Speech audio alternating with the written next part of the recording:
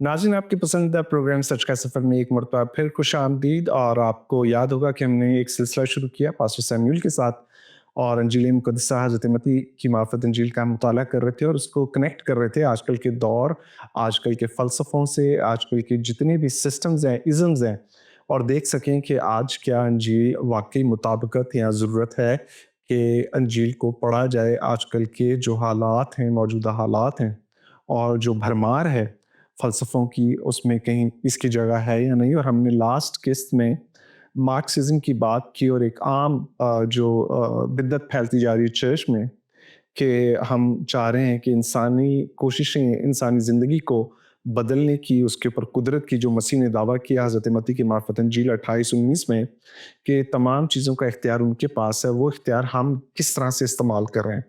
हम इंसानी फ़लसफ़ों को, इज़म्स को यूज़ कर रहे हैं अपनी सूरत हाल बदलने के लिए, या जनाब मसीह की अंजील को या उनकी कुदरत को। और आपको याद होगा हमने उनकी कोर्ट भी पेश की कि वो चर्च को या मसीहत को कहते हैं कि ये अफ्यून की तरह है, लोगों को नशे का शिकार कर रही है, उनको कमज़ोरी की तरफ मुब्तला कर रही है। और मैं प्रोग्राम शुरू करने से पहले आपको वेलकम करता हूँ पास साहब। आप शुक्रिया कि आप हमेशा की तरह वक्त देते हैं। और पास साहब, छोटी सी बात शेयर कर लें जो हमारे पिछले प्रोग्राम से कनेक्टेड है, फिर प्रोग्राम को शुरू करते हैं कि फ़लसफ़ी जो थे उन्होंने ये कहा कि जो मसीहत है इंसान को कमज़ोरी में मुब्तला करती है, लेकिन कलाम मुक़द्दस में लिखा है कि हमारी कमज़ोरी में खुदा का जलाल ज़ाहिर होता है। दूसरा करंथियों उसका 12 बाब उसकी 9वीं आयत। अच्छा, मेरे ज़हन में एक चीज़ थी कि क्या सारे फ़लसफ़ी ऐसे कहते हैं? कभी मतलब फ़लसफ़ा तो अंदर झाँकने की बात कर रहा है, तो फिर मैं 2 ऐसे फ़लसफ़ियों को मैंने उनके बारे में रिसर्च की और मुझे देखकर हैरत हुई कि ये अंजील की बात कर रहे हैं और मसीह का इनकार करते भी हैं, साथ-साथ ये मसीह का भी इनकार करते हैं।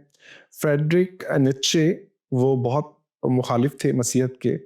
उनकी बात सुनिए कमज़ोरी के हवाले से, वो कहते हैं इंसानी क़ुव्वत बर्दाश्त आला इंसानी खूबी है। ये वो शख्स कह रहा है जो अंजील की मुखालफत करता, मसीह की मुखालफत करता। फिर एक और साहब हैं, एल्बर्ट कैमू उनका नाम है, और वो ये कहते हैं कमज़ोरी का सामना करना और फिर भी मायने तलाश करना या ज़िंदगी से प्यार करना असल बगावत और इंसानी अज़मत। तो जो मसीह का दावा है, और वो जो हमने आपने पिछले प्रोग्राम में बात भी की थी गधे के बच्चे के ऊपर जो सवारी का जो आपने पेश किया था, कि वहाँ पर जहाँ पर लोगों को कमज़ोरी नज़र आती है, अगर सही नज़रें हों तो मसीह की क़ुव्वत नज़र आती है। अब सवाल की तरफ आते हैं, और सवाल ये है, क्या आप समझते हैं कि यीशु ने इन वाक़यात के ज़रिए अपने आने वाले सलीबी मिशन को वाज़ेह करना शुरू कर दिया? जी brother ji, thank you so much. हमेशा की तरह मुझे भी बड़ी खुशी है आपके साथ इस खिदमत में बैठना और इस कलाम की डिस्कशन में आना। तो पहले मैं आपकी इजाज़त से नाज़रीन को इस क्वेश्चन का थोड़ा सा बैकग्राउंड हो सकता है जो पिछली किस्त थी उसको किसी ने देखा हो या ना देखा हो। जी। तो यीशु मसीह जो क्वेश्चन जहाँ से हमने जो जो लिया गया है, जहाँ से क्वेश्चन, वो बागबान और पाकिस्तान की मिसाल है। एक मालिक अपने पाकिस्तान को ठेके पर बागबानों को देता है, तुम इसकी देखभाल करो, इसका फल खाओ, मेरा भी शेयर, तुम्हारा भी शेयर, इसको करो। जब मालिक की तरफ से नौकर आते हैं तो उनको मारते पीटते हैं, बाज़ों को कत्ल भी कर देते हैं। तो मालिक परेशान होता है और वो अपने बेटे को भेजता है कि वो इसका तो कोई लिहाज करेंगे। ये तमसील हमें मत्ती की इंजील के 21वें बाब में मिलती है। तो खुदावंद ने खुद अपने मुंह से ये तमसील कही और यहूदियों के सुनते हुए उनको ही सुनाई बल्कि। जी। तो खुदावंद ने कहा कि उसके बेटे को भी नहीं छोड़ते, तो अब तुम ही बताओ वो मालिक उनके साथ क्या करेगा। तो यहाँ से क्वेश्चन जो आपने मेरे सामने रखा है कि यीशु ने इन वाक़यात के ज़रिए अपने आने वाले सलीबी मिशन को वाज़ेह करना शुरू कर दिया था, और अगर ऐसा है तो फिर कैसे? एक तो ब्रदर जी, इसको थियोलॉजिकली अंडरस्टैंड करना बहुत ज़रूरी है। अगर क्राइस्ट अपनी डेथ से, अपनी मौत से, अपनी स्लीब से वाकिफ़ ना होता, तो फिर उसकी डेथ एक हादसा होती। बहुत तो वो ये होता जी कि क्राइस्ट को ये डिवाइन प्लान की बजाय जस्ट एक इंसिडेंट होता कि उस दौर के برے لوگوں نے یا اس دور کے جو عزت پسند لوگ تھے, مذہبی ٹھیکیدار تھے, انہوں نے کرائسٹ کے مشن کی مخالفت میں ایک شخص کو اپنے لیے خطرہ سمجھا اور اس کو پکڑ کر انہوں نے اس کی مرضی کے خلاف پکڑ کر اس کو مار دیا, عام لوگوں کی عام لوگوں کی طرح مار دیا. ایک قتل ہوتا, ایک ظلم ہوتا. اور مجھے اس بات کے لیے حیرانی بھی ہے کہ بہت سارے مسیحی کرائسٹ کی ڈیتھ کو ایک محض ایک ظلم اور ایک افسوسناک واقعے کے طور پر پیش کرتے ہیں. اس میں ڈیوائن جو ول ہے, جو خدا کی الہی مرضی اور مصلحت ہے, اس کو تلاش نہیں کرتے, نظر انداز کرتے ہیں. تو یہ بات درست ہے کہ ایک بے گناہ کو مارا گیا, خداوند کے اوپر بڑا ظلم ہوا اور وہ بے گناہ بھی تھا, اس کا قصور بھی نہیں تھا, پھر بھی ظلم ہوا اس کے اوپر. یہ بات تو ہم انکار نہیں کر سکتے. لیکن جب کرائسٹ شروع سے ریویل کرتا آیا ہے کہ میں کیسی موت مرنے کو ہوں, میرے ساتھ کیا ہوگا, میں سلیب اٹھاؤں گا, گنہگاروں کے حوالے کیا جاؤں گا, غیر قوموں کے حوالے کیا جاؤں گا, وہ مجھے ماریں گے, قتل کر دیں گے, اور سب کچھ وہ جانتا تھا اور اس کو وہ ریویل کر رہا تھا. تو اس کی پھر علم الہی میں ویلیو ابھر کر سامنے آتی ہے کہ کرائسٹ اپنے آنے کے مقصد سے واقف تھا. وہ دنیا میں جسمانی زندگی کو انجوائے کرنے کے لیے نہیں آیا تھا, بلکہ دنیا کی جسمانی زندگی سے بہتر جو انٹرنل لائف ہے جو خدا کے پاس ہوتی ہے آلریڈی اس کے پاس تھی. تو اس کا آنا ہمارے لیے تھا. دنیا میں واحد ایک ہستی کرائسٹ ہے جس کی پیدائش ہی مرنے کے لیے ہوئی ہے. کیا بات, تو اگر موت کی ضرورت نہ ہوتی تو شاید کرائسٹ پیدا بھی نہ ہوتا.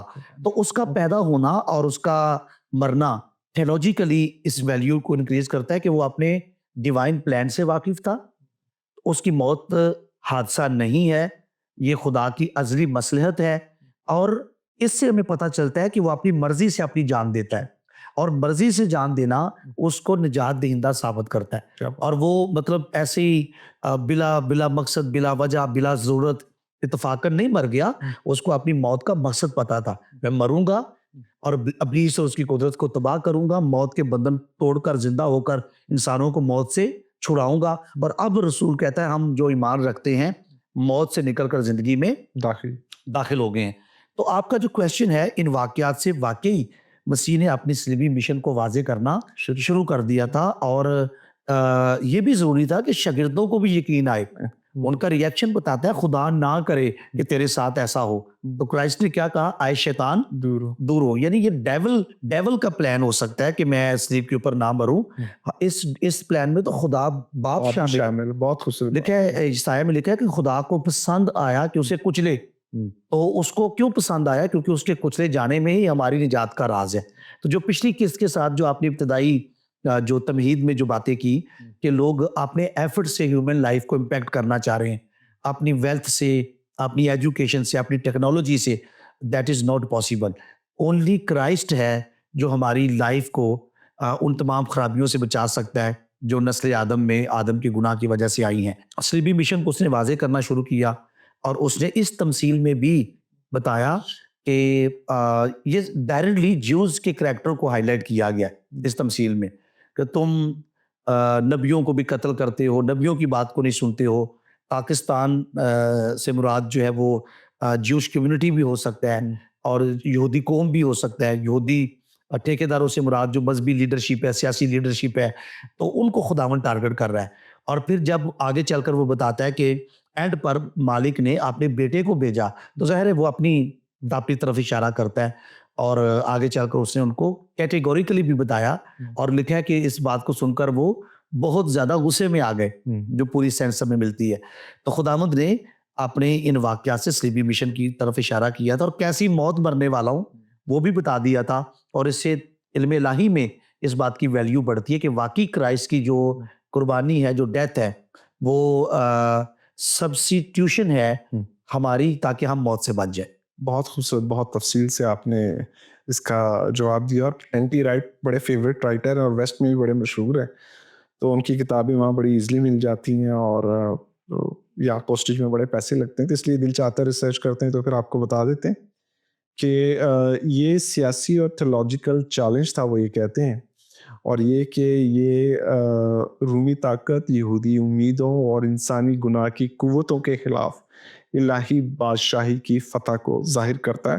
اس لیے صلیب لینا بڑا ضروری تھا, اور مسیح کا اقرار کرنا اور شاگردوں کو پریپیئر کرنا اور انجیل کا تحریر کی صورت میں ہمیں ملنا، تاکہ ہم بھی یہ جانیں کہ مسیح نے کس طرح سے فتح حاصل کی، اور جو ہمارا پس منظر ہے کہ یہ کمزوری کی علامت نہیں ہے بلکہ یہ مسیح کی بادشاہت کا اعلان اور آغاز ہے۔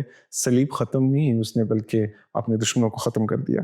اگلے سوال کی طرف چلتے ہیں سر۔ جس پتھر کو معماروں نے رد کیا وہی کونے کے سرے کا پتھر بن گیا، اس کا کیا مطلب ہے اور آج ہمیں یہ بات کیوں سمجھنا ضروری ہے؟ جی تھینک یو۔ اچھا بدر، میں پچھلے کویشچن میں ایک بات چھوٹی سی ایڈ کرنا چاہوں گا۔ ڈیتھ اس لیے بھی ضروری تھی کہ ہمیں کرائسٹ کا جو کریکٹر نظر آتا ہے وہ برے کا بھی کریکٹر ہے، اور اسرائیل میں یا یہودی کانٹیکسٹ میں ایون کہ ہم اور قوموں میں بھی اور مذاہب میں بھی دیکھتے ہیں کہ جو جانور جب قربان کیا جاتا ہے تو گناہوں کی حالانکہ وقتی معافی کا ایک تصور یہودیوں میں نظر آتا ہے معافی کے لیے، اور جب کرائسٹ کو کہا گیا خدا کا برا۔ اچھا مزے کی بات ہے کہ جو اینیملز تھے ان کو کہا گیا تمہارا برا، خروج میں آپ ورڈنگ پڑھیے گا، تمہارا برا یکسالہ ہو، خروج 12ویں باب میں۔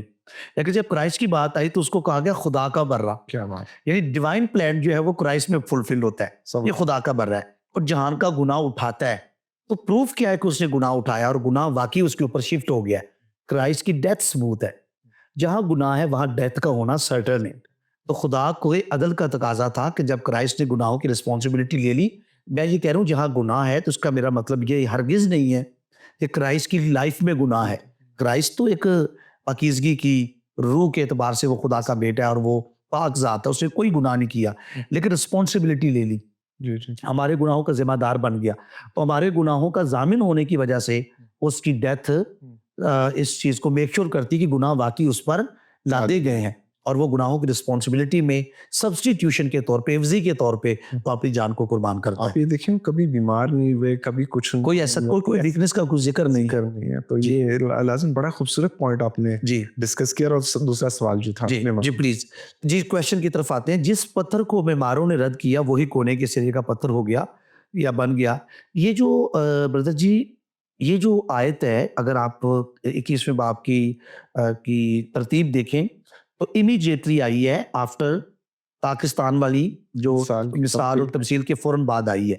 تو اس کا مطلب ہے کرائسٹ ان دونوں چیزوں کو لنکڈ کر رہا ہے کہ تم نے یہودی قوم نے کرائسٹ کو ایک نکارا اور جو تعمیر اور کنسٹرکشن میں یوز نہیں ہو سکتا، وہ ایک پتھر جو ہم اپنے کلچر میں بھی دیکھیں کہ جو بلاک یا جو پتھر یا جو اینٹ فٹ نہیں ہوتی، مستری اس کو سائڈ پہ کر دیتے ہیں۔ تعمیراتی جو سائنس ہے یا طریقہ ہے وہ ایک فاؤنڈیشنل سٹون پہلے لے کرتے تھے۔ اچھا یہ جو کونے کے سرے کا پتھر ہے، فاؤنڈیشنل سٹون، اور ایک کارنر سٹون کی بھی ٹرم یوز ہوتی ہے۔ کارنر سٹون جو ہے وہ فاؤنڈیشن سے اوپر کارنر پہ لگایا جاتا ہے، جس کے اوپر مالک کا نام اور کچھ اس کی یادگاری کے طور پہ لکھا جاتا ہے۔ لیکن فاؤنڈیشنل سٹون جو ہے وہ فاؤنڈیشن کے اندر رکھا جاتا ہے۔ یہ یہودیوں کی ایک روایت تھی۔ جیسے آج ہم جب بنیاد کھودتے ہیں تو کوئی نہ کوئی خادم آتا ہے اور دعا کر کے اینٹ رکھ دیتا ہے، جی ہم نے خدا کی مدد کے لیے، الہی مداخلت کے لیے پاسٹر صاحب کو بلا کر دعا کروائی اور خدا کے نام سے کام کو شروع کیا۔ تو ایک وہ جو بنیاد کا ایک پتھر ہے وہ رکھتے تھے۔ تو وہ پتھر، اس پتھر کا سالڈ ہونا، مضبوط ہونا اور بہت ضروری ہوتا تھا۔ یہ ان کی کنسٹرکشن کا ایک ان کی میتھڈالوجی تھی۔ لیکن کرائسٹ کو انہوں نے بیکار اور انفٹ جان کر سائڈ پہ کر دیا، لیکن ڈیوائن پلان کے مطابق وہی کونے کے سرے کا پتھر ہوگی، اس کے بغیر عمارت آگے بڑھ ہی نہیں سکتی۔ تو کرائسٹ جو ہے وہ چرچ کی اور روحانی عمارت کی فاؤنڈیشن ہے۔ کرائسٹ پر جو ہے وہ چرچ بنا ہے، اور جس پتھر کو معماروں نے رد کیا، یعنی دنیاوی حکمت اور دنیاوی عقل والے لوگ مسیح کو اپنے لیے غیر ضروری جان رہے تھے، لیکن ڈیوائن وزڈم سے وہی کونے کے سرے کا پتھر ہے، اس کے بغیر کام۔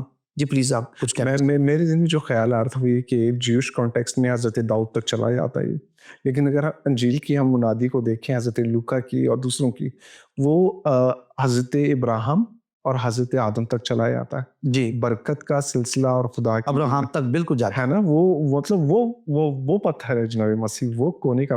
اور ایون کہ جو فرسٹ کپل تھا ایڈم اینڈ ایو، عورت کی نسل کا جو ذکر ہے، تو یہ تو خوشخبری مطلب پیچھے ہمیں نظر آتی ہے کہ ایک کوئی ایسا آئے گا جو بغیر باپ کے آئے گا اور وہ دنیا کو نجات دے گا. تو تمام نسلوں کو کا آپ کو کنیکشن نظر آتا ہے. تو کبھی بھی کرائسٹ کے بغیر دنیا میں کوئی بھی دور نہیں گزر سکا. اور مسیح یسوع ہر دور کو زمانوں کا مجموعہ اس میں ہوگا. اس میں مطلب آپ کوئی بھی چیز تعمیر کرنا چاہ رہے ہیں زمانے کے کسی بھی حصے میں مسیح کے بغیر نہیں ہو سکتی. گریگری آف نائسا بڑی خوبصورت بات کہتے ہیں. وہ کہتے ہیں کہ یہ اس لیے یہ پتھر کو ہم اس طرح سے دیکھ سکتے ہیں کہ یہ جو ہے نا یہ بادشاہی کی وہ بنیاد ہے جو دلوں میں قائم ہوتی ہے, جی محلوں میں نہیں. اور وہ کہتے ہیں کہ مسیح کی بادشاہی دنیاوی طاقت نہیں بلکہ انسان کے باطن کی فتح ہے. یہی دانیل کی رویا کی تکمیل ہے. جی میں اس کے اگلے حصے تھوڑا سا ذرا آپ کو یاد آتا رہے گا, آپ جاری رکھیے, کوئی ایسا ایشو نہیں. اچھا اس کا کیا مطلب ہے اور آج ہمیں یہ بات کیوں سمجھنی چاہیے؟ جی جی بردر جی, آج کے دور میں اس بات کو انڈرسٹینڈ کرنا چرچ کے لیے بہت ضروری ہے. چرچ کی ڈائریکشن چینج ہو گئی ہے. رسول کہتا ہے کہ میں نے دنا معمار کی طرح, جن معماروں نے رد کیا وہ دنا نہیں تھے, لیکن میں نے دنا معمار کی طرح جو بنیاد رکھی ہے, جو نیو رکھی ہے, وہ تمہاری بنیاد کرائسٹ پر رکھی ہے. چرچ کی فاؤنڈیشن کرائسٹ ہے. اور آج چرچ جو ہے نا کرائسٹ کا چرچ کرائسٹ سینٹرڈ نہیں ہے. آپ پریچنگ دیکھ لیں, بہت ساری جگہوں کے اوپر مین سینٹرڈ پریچنگ ہے. سر چرچز کے نام گورنمنٹس کے ساتھ ہیں یا ملکوں کے ساتھ جڑے ہوئے. جاری جی, تو کرائسٹ سینٹرڈ چرچ, اس کی کیا نشانی ہے کہ کوئی چرچ کرائسٹ سینٹرڈ ہے؟ جب فاؤنڈیشن کرائسٹ ہے تو سینٹرڈ مرکز کرائسٹ کے علاوہ چرچ آگے چرچ ہے ہی نہیں ہے. کرائسٹ جو چرچ کی ایگزسٹنس تھرو کرائسٹ ہے. کرائسٹ ہے تو چرچ ہے.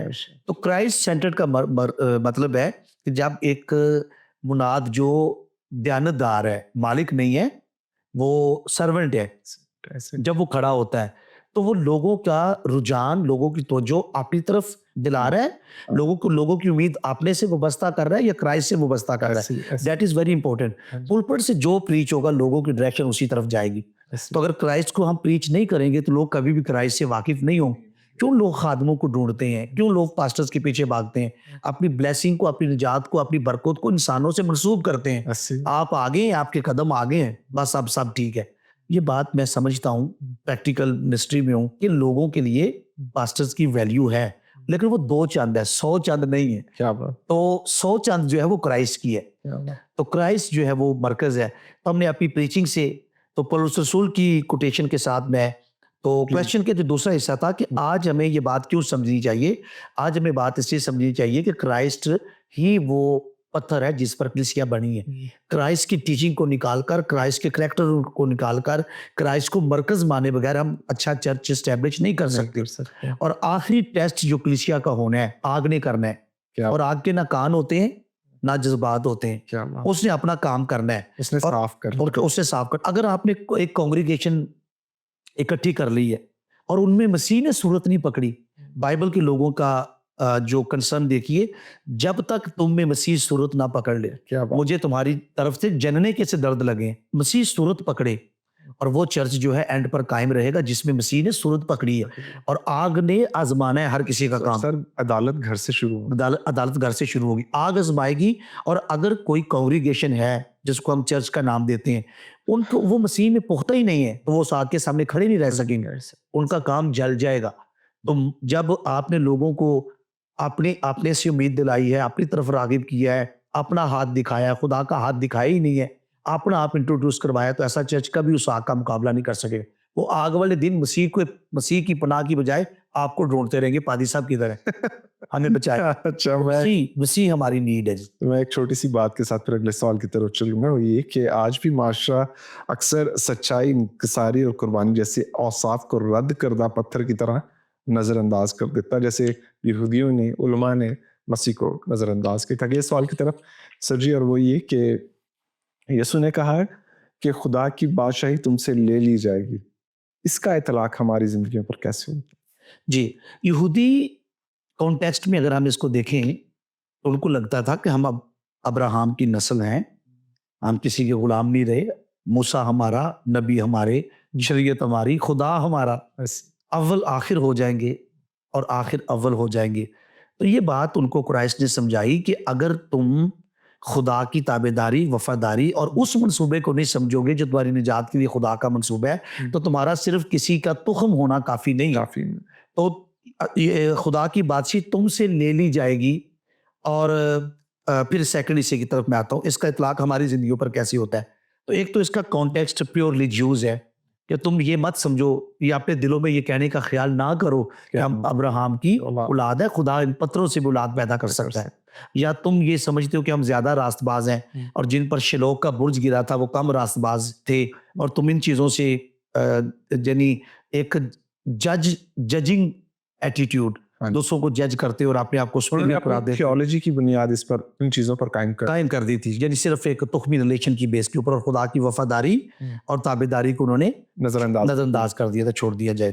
اس کا مطلب یہ ہوا بردر جی کہ خدا منصف ہے, اور خدا جہاں ان کے باپ دادا سے اپنے وعدوں کو قائم رکھتا ہے, اور لکھا ہے نا رومیو کے کانٹیکسٹ میں, یہ خیر ایک علم الہی میں ایک بہت بڑا ڈیٹیلڈ ٹاپک ہے کہ جوز کی نافرمانی اور پھر ابراہم اور اس کی نسل کے ساتھ خدا کے وعدے, اور پھر رومیو کا خط جو ہے جو ان کو جڑ کہتا ہے, اور ہمیں جنگلی زیتون جو اس میں پیوست ہوئے, تو وہ ساری بات وہ ایک الگ کانٹیکسٹ ہے. ہمیں جوز کے بلاوے پر بھی شک نہیں ہے, لیکن اگر وہ تابعداری اختیار نہیں کریں گے, سخت دل ہوں گے, تو ہمیں خدا کے انصاف پر بھی بھروسہ ہے کہ خدا ان کی جگہ پر وہ لے لیے, ان کو تم سے لے لی جائے گی اور اس نسل کو دے دی جائے گی جو جوز نہیں ہے, یعنی غیر قوموں میں سے خدا ایک ایسی اپنے نام کی امت پیدا کرے گا, اس امت کو دے دی جائے گی جو خدا اپنے نام کے لیے پیدا کرے گا. اور لکھا ہے تم کوئی امت نہ تھے, غیر قوموں میں سے خدا نے سب قبیلوں میں سے لوگوں کو لیا اور اپنی خاص ملکیت اور اپنی خاص امت بنایا, اور اس کا نام چرچ ہے.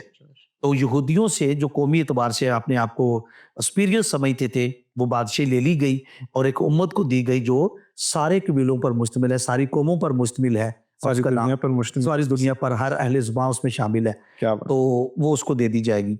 تو اس کا اطلاق ہماری زندگیوں پر کیسے ہوتا ہے کہ اگر ہم اپنا کوئی اسپیشل رائٹ سمجھیں, ہم کرسچن ہیں, ہم کرائسٹ پر ایمان رکھتے ہیں, یعنی یہودیوں کی طرح, اور وہ ویلیوز جو انجیل کی ویلیوز ہے, جو وہ رویہ, وہ پروسیس جو ہماری نجات کے لیے مسیح پر ایمان ہے, روح کو سے مامور ہونا ہے, وہ فالو نہ کریں, تو ہمارا نام کا مسیحی ہونا, جیسے ان کا صرف ابراہم کی نسل ہونا کافی نہیں تھا, ہمارا نام کا مسیحی ہونا کافی نہیں. بہت خوبصورت. تو اس کا اطلاق ہمارے اوپر اس طریقے سے ہوتا ہے. چھوٹی سی بات, پھر اگلے سوال کی طرف چلیں گے. خدا کی بادشاہی قومی وراثت نہیں بلکہ روحانی وفاداری سے. ٹھیک ہے سر, اگلے سوال کی طرف چلتے ہیں. یہ کہ اس تمثیل سے ہمیں خدا کی برداشت, صبر اور آخر کار انصاف کرنے والے ہونے کے بارے میں ہمیں کیا سبق ملتے ہیں؟ جی, یہ اگین ہم پاکستان اور ٹھیکیدار جن کو دی گئی تھی, تو ایک تو ہمیں یہ سمجھ آتا ہے کہ مجھے یاد آ رہا ہے کہ شریعت الفضل کی سیریز میں ہم نے ایک تھیولوجیکل ٹرم ڈسکس کی تھی, کامن گریس. ہاں جی. تو کامن گریس میں 4 چیزیں ہیں, تو میں اس کو ویری شارٹلی, ایک ہے کہ خدا انسان کو common grace for everyone, خدا دنیا کا انسان کو دنیاوی زندگی انجوائے کرنے کا ایکول موقع فراہم کرتا ہے, اپنے سورج کو اپنی می کو دونوں پر برساتا ہے. دوسری بات, خدا گناہ کی وجہ سے امیڈیٹ انسان کو مار نہیں دیتا, بلکہ تحمل کرتا اور اس کے لیے توبہ کا موقع پیدا کرتا ہے. تو یہ بات یہاں پر کامن گریس والی بات بھی نظر آتی ہے کہ خدا تحمل کرتا ہے. اگر خدا انسانوں کے لیے کامن گریس اس کی ذات میں نہ ہو, تو جیسے ہی گناہ ہو ادھر ہی وہ انسان کو ملیا میٹ کر دے, اس کا کلا کما کر دے, ختم کر دے. لیکن خدا ایسا نہیں کرتا, وہ برداشت کرتا ہے. تو اس تمثیل میں بھی ہمیں نظر آتا ہے کہ خدا کی برداشت اور تحمل, تاکہ وہ پاکستان کے ٹھیکیدار اگر انہوں نے ایک غلطی کی ہے تو وہ بیٹے کا لحاظ کرے اور پھر آگے مزید غلطیاں نہ کرے, سمجھے. یعنی خدا ان کی بہتری کی توقع کے ساتھ ان کو ڈیل کرتا ہے. خدا کو امید ہے اور تحمل کرتا ہے, اور اس کی وجہ کیا ہے, تاکہ جب وہ ان کا انصاف کرے تو ان کے پاس عذر نہ ہو کہ ابھی تو خداوند اتنا بڑا بلنڈر ہم سے نہیں ہوا تھا, یہ تو چھوٹی سی معمولی سی بات تھی اور ہمارے اوپر اتنی بڑی عدالت آپ نے وارد کر دی. تو ان کے پاس کچھ جواز اور عذر نہ ہو, تو انہوں نے اس کے نوکروں کو مارا, مراد ہے نبی, ان کو ستایا, بعضوں کو قتل کیا, بیٹے کو بھی نہیں چھوڑا, اور پھر خدا ان کو عدالت کا سامنا. تو یعنی اس کا مطلب ہے تحمل کے بعد اینڈ پر عدالت ضرور ہے. اب میں ایک چیز پہ ہمیشہ غور کرتا ہوں کہ مسیح کے ذریعے سے معافی ہے. اگر آپ اپنے معافی کے ذریعے کو ختم کر دیں یا اس کو رد کر دیں پھر آپ کو معافی کیسے ملے گی؟ جی آپ نے اپنے سلسلے سارے منقطع کر دیا, کچھ کہنا چاہتے جی. تو دیکھیے جو بیٹا ہے, بیٹا مالک کے لیے بھی سب کچھ ہے. ہیں سب؟ تو جو بیٹا جس کے اس کا تو لحاظ کریں گے, اس کا مطلب ہے اس کو یہ پتا ہے کہ ان کا رویہ بیٹے کے ساتھ وہ نہیں ہوگا جو نوکروں کے ساتھ تھا, یہ ڈفرینٹ بہیو کریں گے. تو یعنی اس سے ان کی اصلاح کی بھی اور ان کی بہتر رویے کی بھی ہمیں امید نظر آتی ہے کہ بیٹے کے لیے ان کا رویہ ڈفرینٹ ہونا چاہیے. تو نور دنیا میں آیا دنیا اور دنیا نے نور سے زیادہ تاریکی کو پسند کیا, اس لیے پھر کیا ہوگا, آخری دن ان کو عدالت کا سامنا کرنا پڑے گا. تحمل کے بعد, برداشت کے بعد ہمیں یہ سیکھنے کو ملتا ہے کہ خدا نے توبہ کا موقع ہے, آسان لفظوں میں توبہ کا موقع دنیا میں جب تک ہم ہیں موقع ہے, لیکن جب عدالت کا سامنا کرنے پڑے گا تو پھر ہمیں کوئی سزا بھگتنی پڑے گی. ٹھیک ہے, جو آپ نے بات کہی وہ یہ کہ یہ ہم حتمی انصاف کی طرف ہمارے قدم بڑھنا شروع ہو جاتے ہیں, اور یہ اس کے علاوہ یہ جو تمثیل ہے برائی کے خلاف خدا کی پاک فطرت کو بھی ظاہر کرتی ہے, وہ جو آپ صبر کی بات کریں. جی. تو اگلے سال کی طرف چلتے ہیں, ہمارے پاس 3 منٹ ہوں گے. یسوع کے وقت مذہبی رہنما اس تمثیل کو سن کر خفا کیوں ہوئے؟ کیا ہم بھی کبھی خدا کے پیغام کو رد کرتے ہیں؟ خداوند یسوع مسیح کے شاگردوں میں کچھ شاگرد ایسے تھے جو شاگرد تو بنے لیکن ان کو کلام ناگوار گزرا اور وہ چھوڑ کر چلے گئے. اور یسوع کو رپورٹ دی گئی کہ خداوند کچھ لوگ تیری باتوں کی وجہ سے, تیرے کلام کے سٹینڈرڈ اور معیار کی وجہ سے ان کو برداشت نہیں ہوا اور وہ چلے گئے. تو کرائسٹ نے کہا تم بھی جانا چاہتے ہو, یعنی کمپرومائز نہیں ہے, ٹیچنگ کے اوپر کمپرومائز نہیں ہے. تو جب ان کو یہ بات, اگر آپ اس کو سائیکالوجی کے یہ اینک سے دیکھیں, یہ بات لوگوں کو برادر جی ڈائجسٹ نہیں ہوتی, ان کو میٹھا میٹھا ہضم ہوتا ہے جب ان کی اپنی نیچر کے اوپر اٹیک ہوتا ہے. تو لیکن جس نے اپنی نیچر کی, اپنی خصلت کی کسی خرابی کو جب کلام اس کو اجاگر کرے, جب کرائسٹ اس کو اجاگر کرے, جب خدا اس کو روشن کرے, واضح کرے, جو اس کو برداشت کر لیتا ہے تو وہ اپنے آپ کو سنوار لیتا ہے. لیکن جب کلام نے ہماری کسی کمزوری پر انگلی رکھی اور ہم نے اس کلام کو ناگوار سمجھا اور برداشت نہ کیا, پھر ہم کبھی کلام کا جو پھل ہے, جو زندگی کا پھل ہے, کلام کا پھل زندگی دینے والا پھل ہے, اس کو ہم کبھی حاصل نہیں کر سکیں گے. تو ان کی جو اصل فطرت تھی, کرائسٹ نے اس کو جب اس تمثیل میں ٹارگٹ کیا کہ تم وہ ٹھیکیدار ہو جو پاکستان کے مالک بن کے بیٹھ گئے ہو اور مالک کی وفاداری تم نے چھوڑ دیا, اس کے نوکروں کو قتل کرنے والے, اس کے بیٹے کو قتل کرنے والے. تو یہ ڈائریکٹلی ان کے کریکٹر کو کرائسٹ نے ہائی لائٹ کیا. تو یہ بات ان کے لیے قابل برداشت نہیں تھی. ہونا تو یہ چاہیے تھا کہ وہ اس کا اقرار کر, سرنڈر کرتے, توبہ کرتے, لیکن انہوں نے اس پیغام کو رد کر دیا. تو اکثر جب ہمارے پسند اور ناپسند کا مسئلہ آتا ہے تو ہم اپنی جو چیز ہمیں پسند نہیں ہے اس کو ہم رد ہی کرتے ہیں, اور اس سے پھر کبھی ہم بابرکت انسان نہیں بن سکتے. ناظرین, اسی بات کے ساتھ, اس خوبصورت بات کے ساتھ پاسٹر صاحب کی کہ کلام کا پھل جو ہے وہ زندگی کا پھل ہے, اس کو یاد رکھیں. اور صرف یہ کہ مسیح کا نام اس کو استعمال کرنا باہر جا کر چرچز میں یا ورشپ میٹنگز میں یا اور لوگوں کو بتانا وہ کافی نہیں ہے. یہ کام یہودی بھی کرتے رہے اور دوسرے ادیان کے لوگ بھی کرتے ہیں. آج کا جو ہمارا مقصد ان سوالوں کے ذریعے سے آپ تک پہنچانا تھا وہ یہ تھا کہ جناب مسیح کی ذات اور ان کے کلام پر عمل کرنا اور ان پر ایمان رکھنا جو ہے یہ اس کو مکمل کرتا ہے, اس پروسیس کو مکمل کرتا ہے. اور عدالت ہمیشہ گھر سے شروع ہوتی ہے. چھوٹی سی بات کے ساتھ ہمیں اجازت دیجیے, اگلے پروگرام میں ملاقات ہوگی. شکریہ.